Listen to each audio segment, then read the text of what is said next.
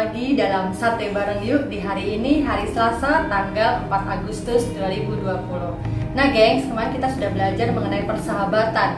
Dan hari ini kita juga mau mengupas lagi tentang persahabatan dengan sebuah tema, yaitu fondasi yang kuat dalam persahabatan. Ketika kita sekolah minggu gengs, ingat nggak bahwa Daud itu punya sahabat kan? Namanya siapa? Betul banget, namanya Yonatan. Nah, kisah atau hubungan persahabatan mereka tuh ternyata punya fondasi yang kuat loh. Mau tahu ceritanya?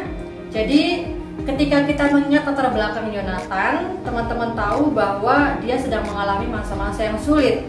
Dan ayahnya, yaitu Raja Saul, itu tadinya itu orangnya rendah hati, taat, tapi tiba-tiba berubah jadi raja yang sombong dan tidak taat kepada Allah. Teman-teman bisa baca kisahnya di 1 Samuel 15 ayat 17 sampai 19.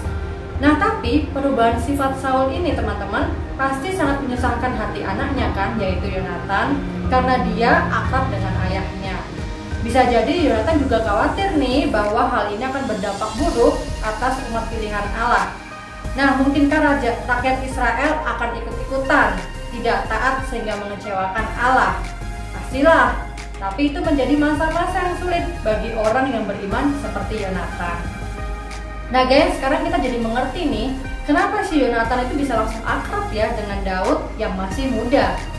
Ternyata Yonatan melihat bahwa Daud itu punya iman yang kuat loh. Tidak seperti pasukan Saul, Daud itu gak gentar waktu dia melihat si raksasa Goliat. Teman-teman ingat kan kisahnya? Nah, Daud itu tahu bahwa jika dia berperang dengan nama Allah, Goliat dengan segala senjatanya bukanlah lawan yang sebanding. Lalu gengs, bertahun-tahun lamanya Yonatan pernah punya sikap yang sama. Meski hanya berdua dengan pembawa senjatanya, Yonatan yakin bahwa mereka bisa menyerang dan mengalahkan sekelompok prajurit yang bersenjata. Kenapa? Yonatan berpikir gengs, bahwa Allah tidak masalah untuk menyelamatkan orang-orang. Jadi Yonatan dan Daud punya satu kesamaan. Apa yaitu? Yaitu iman yang kuat dan kasih yang dalam kepada Allah. Nah, fondasi yang kokoh itulah yang menjadi dasar persahabatan mereka. Meski Yonatan dan Daud itu punya banyak perbedaan loh. Perbedaannya yaitu Yonatan adalah seorang pangeran yang hebat dan berumur 50 tahun.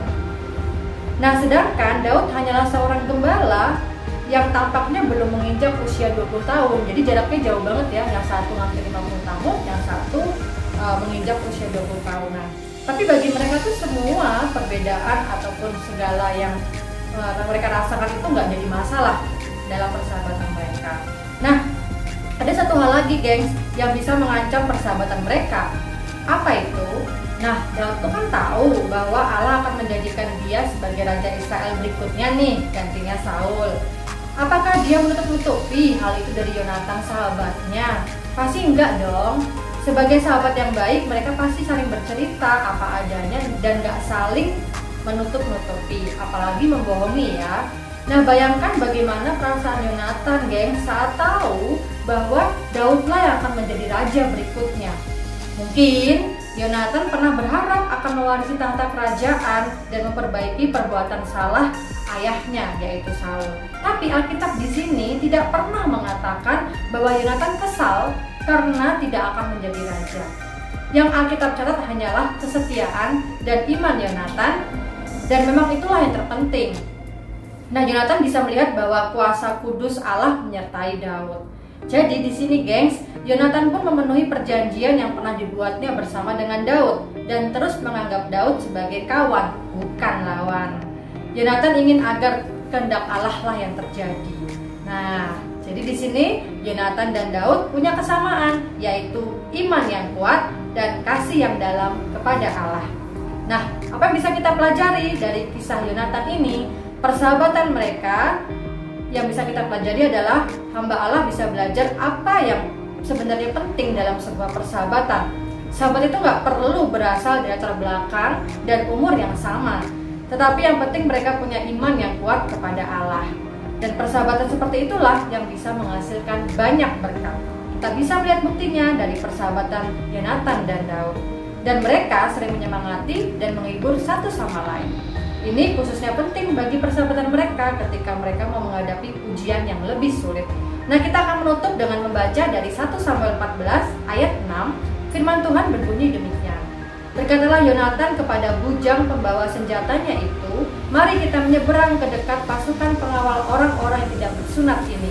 Mungkin Tuhan akan bertindak untuk kita, sebab bagi Tuhan tidak sukar untuk menolong, baik dengan banyak orang maupun dengan sedikit orang.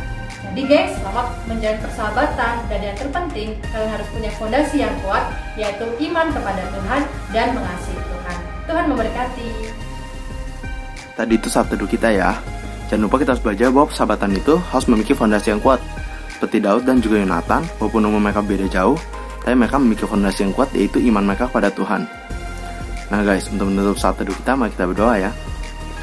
Ya Tuhan, terima kasih Tuhan, kami sudah mendengarkan saat teduh kami ya Tuhan. Ajari kami agar kami dapat menjadi persahabatan dengan fondasi yang kuat, agar dengan persahabatan kami ini, kami dapat menjadi berkat bagi orang lain ya Tuhan. Kiranya Tuhan saja memberkati, dan menurut Yesus kami sudah berdoa, amin. Nah guys, jangan lupa ya, besok di channel kita bakal ada saat teduh lagi.